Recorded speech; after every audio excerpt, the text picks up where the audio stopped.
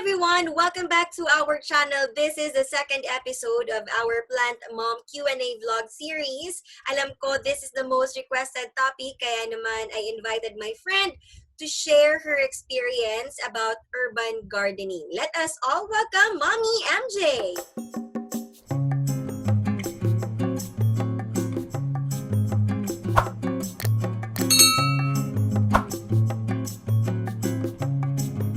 Mommy MJ, welcome to our vlog. Mommy MJ, thank you so much for saying yes na mag-guest ka dito sa ating vlog. Alam ko marami kang i-share kasi nga you've been successful with your urban gardening since the quarantine has begun. So bakit nga ba napili mo na magtanim ng gulay sa iyong bahay? Alam mo, dito sa city, Davao City, medyo mahirap talaga magtanim kapag nasa city na, diba? Pero bakit mo naisipan na nakahiligan ko yung urban gardening kasi nung nagsimula yung lockdown, unang-una ko talagang ginawa is naglinis ng bahay, nag-declutter, di ba? So wala akong magawa. Tapos nag-K-drama ako. Pagkatapos nun, dumating yung time na kahit Sunday, hindi na pwedeng lumabas. Sabi ko, ano ba to? Seryoso na ba to? Parang feeling ko end of the world na. Mauubusan pa kami ng pagkain. That is so inspiring, Mommy MJ. Tingnan mo naman yung garden mo ngayon, di ba? Ipapakita ko yung video dito. Napakalago na. That's both indoor plants and mga gulay. Pero syempre, gusto rin namin marinig yung indoor plants mo next time. For now, focus muna tayo dun sa kinakain, yung mga edible talaga, yung mga gulay. Kailangan lang mag-start, kahit isang paso lang. Tapos from there, pag may tumubo, nakakatuwa, may dire-diretso na yun. Ito yung rooftop namin nung, April. So, sa rooftop talaga, sampayan lang talaga yun. Tapos, may area doon na naka-cyclone. So, doon kami nag-start.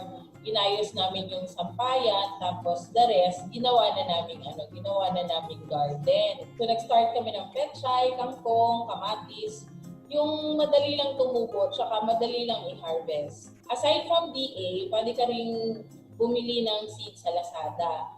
Tapos, yung, di ba, kamatis, sa kitchen scraps, kamatis, Alugbati, pepper, alugbati, kangkong, pwede yan. Huwag mo itapon, itanim mo ulit. Tutubo lang yan. Wala kang space, walang problema yan. Mag-start ka lang talaga ng 1 square meter. Madali lang, as in, kung wala kang space sa condo mo or walang lupa, pwede kang bumili ng maliit lang na pot. Meron namang i-repurpose mo yung mga empty bottles ng mineral water or ng soda. Pwede mo talagang gamitin yun.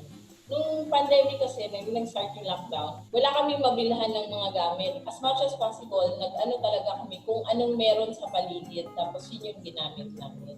Next yung pwedeng pagtaniman, sa gate, yung dito sa amin sa gilid ng gate. Ito, susulitin talaga, di ba, Mommy MJ, yung kahit konting part ng soil. Yes. Ganito talaga ka-empty yung sa taas sa rooftop. Tapos ito naman nagsimula kami. Halo-halo yan. Merong kalamansi, pechay, alugbati, meron ding kamatis. Yes. So, I can really see, Mommy MJ, that you are really making use of the space. May ka pa dyan, second level, second floor ng mga halaman. Feeling ko parang yan, lettuce ba yan or something? Tama ba? Kung hindi ako nagkamali. Kasi hydroponics yung kapatid ko. Wala talaga kaming alam sa pagtatanim. So, siya, gusto niya yung ilagay niya lang, tapos hayaan niya lang. Yung sa lupa kasi medyo matrabaho, didiligan mo, i-check mo every now and then. Siya gusto niya ganyan. Pag nalagay niya, hayaan niya lang. So yung mga gumagapang-gapang na mga tanim, doon ko pineso sa gilid. Sa gilid? Ay, oo nga. That's a brilliant idea, Mommy MJ. Wow. Diba? Like ampalaya, yung mga sitaw, diba? Yes, gumagapang-gapang yan sila. Nice. Hindi ka naggumagastos ng iba pang mga materials kasi nandiyan na yung cyclone nyo. Ano yung dapat mong itanim? Unang-una, magtanim ka yung kinakain mo kasi, di ba? Ito, alugbati. Tested na talaga yan. Alam naman Tested natin yan. Diba? Totoo. Kahit Tusok mo lang. Tusok ka lang, basta may mga nodes lang, 'di ba, Mami MJ? Yes. Itusok mo lang yan talaga sa lupa, ayan. After a week, may mga maliliit na mga dahon ang lumalabas dyan. Yes. Tapos, pechay, syempre, ito, useful talaga to kasi lagi naman tayong may nilaga, sinabaw. Tanglad. Ay, winner yan. Winner ang tanglad na Diba? yan. Ang dali-dali niyang itanim. Putulin mo lang ng konti dyan. Wala. Tapos ilang araw, may tutubo na ulit. 'Di ba? Yes. Ganyan na ganyan Oo. talaga sa picture, Mami MJ. Once na nakuha mo na yung sistema, okay na okay talaga siya. Madaling tumubo, madaling ma-harvest. Siguro nasa mga less than a month pwede nang i-harvest. Tapos, ang palaya, yung mga seeds na galing sa DA, inano ko lang talaga yan, mga ilang araw, tumubo na siya. Tsaka tip pala, pagka bumili kayo ng seeds, mas maganda talaga kasi nakikita nyo eh. Kasi may mga may sinalihan ako na group sa social media. Bumili siya ng seeds ng pechay, pero tinanim niya sa luyo. Diba? Iba, so dapat suriin mo talaga kung ano yung mga binibili mo. So, nung nag-aano na kami, nagtatanim na, ang sarap sa pakiramdam, kunyari, magsabaw tayo ngayon. O kuha ka lang dun sa baba. So, eto lang yung, bigyan ko lang kayo ng konting tip sa pag-garden. Una-una, kailangan talagang one step at a time. Yung soil condition mo, i-check mo rin. Kasi baka naman sobrang tigas nung or mabuhangin, hindi tutubo yung gulay. Tapos, yung mga scrap, di ba? Ilagay mo yun as fertilizer. Ang ginagawa ko, meron akong isang batya ng soil. So, pagkatapos namin kumain ng oranges, mangga, or anything, yung mga balat ng gulay, diretso na dun sa compost. Tapos, healthy yung soil. Kasi organic yung fertilizer mo. Feed the soil and the soil will feed the plant. Then, involve your community. Ako, kunyari, sa mga okra, nagbibigay ako ng seedlings pag sobrang magulang na pinapatuyo pag nahayaan ko lumaki. Tapos pag namimigay ako sa neighbors. Tapos yung yung neighbors ko naman, binibigyan ako ng yung sa malunggay para pwede kong itanim. Tapos meron din mga Facebook group na tungkol sa urban gardening. Nag-share doon ng mga best practices. So, pwede ka talagang matuto. Basta lang talaga, make use of your resources talaga na available. Then, don't be afraid to commit mistakes and try again. Parang makeup, di ba? Pagka nagkamali ka sa kailan mo, pwede mong burahin, tapos drawing ka ulit. Yung pagtatanim, syempre ako, hindi ako talaga marunong magtanim. Tapos yung sabi nga ng asawa ko, ikaw talaga, pwede ka naman bumili sa palengke, maghihintay ka ng matagal. Hindi mo naiintindihan eh.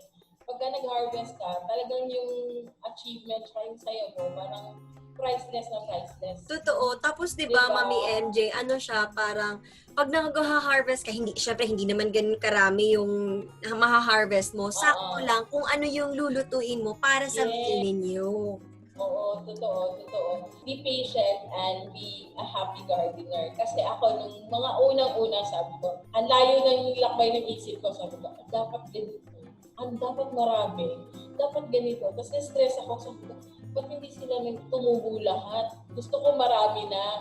Tapos napaisip ko, sabi ko, ay oo nga hindi naman to instant noodles na pagka iluto mo, makakain mo kaagad. Pag nag-post daw ako ng apartment for rent, lagyan ko, apartment for rent, libre gulay, libre wifi. Mabenta yan, ma'am. Totoo. Try mo panibagong marketing strategy yan. Yes. Opportunity din ito para makapag-bonding kayo with the kids, tsaka sa family. Kasi kami ng kapatid ko, sabi ko, turuan mo naman ako ng hydroponics. Sabi niya, sige. So ako na nagtanim ng pechay, parang ba't hindi tumubo? So mas comfortable ako sa lupa. So, siya sa hydroponics. Ako naman dun sa mga ibang pananim. Magandang bonding din siya talaga eh. Ayun! So, ang dami naming natutunan, Mami MJ. Diba, yung sabi pa nga nila, no guts, no glory. So, dapat kailangan talaga maging patient tayo sa pagtatanim. And of course, i-exert natin yung lahat ng hope na nasa loob natin na tutubo yan. Mami MJ, eto, medyo nakakatawa pero parang sa iba ha, pero alam ko, ginagawa ito ng mga plant moms and plant titas. Kinakausap mo ba ang mga tanim mo? Kinakausap ko talaga. Kunyari, pupunta na ako dun sa kabila, aakyat ko. Pagka-akyat ko, lalo na di ba, pag umulan paggabi, pag umaga, sobrang ang gaganda ng tanim. Ay, ang ganda-ganda mo naman today. Kamusta? Ganyan. Ikaw talagang ganda. Umamunga ka na para na tayo kinilaw. Ganon. Tapos, sinasabi ko dun sa beans, uy, ang bilis mo naman tumubo. Talagang meron ka ng pa-port and beans, ha? So, yes, kinakausap ko. Tsaka, sabi ng pinsan ko, ate, merong play music for the plants. Tapos natawa ako sa over naman to. Nung chinay ko sa YouTube, meron talagang playlist for the plants. Sabi ko, okay, sige. So, totoo, kasi yung vibration daw ng music, nakakatulong siya para, di ba, gaya natin, kinakausap natin, yung vibration ng voice natin, yun yung parang nagsisend ng signal sa mga tanim daw para lumaki sila. Anyway, Mommy MJ, thank you so much for your time. Na-appreciate talaga namin yan because this is really, parang nagiging must na siya eh. Hindi, ito hobby siya, but, this is a trend na naging hobby na rin ng mga karamihan sa atin. Kasi nga, nakikita natin yung benefits niya. Less gastos. Tapos, nakakatulong pa siya sa ating mental health. Diba? Kasi natutuwa tayo na may progress yung mga tanim natin. Those are the reasons kung bakit we are always looking forward sa mga tanim natin. Yung first thing na iniisip natin pagkagising pa lang natin, ay, kumusta na yung mga tanim? Baka may may bunga na.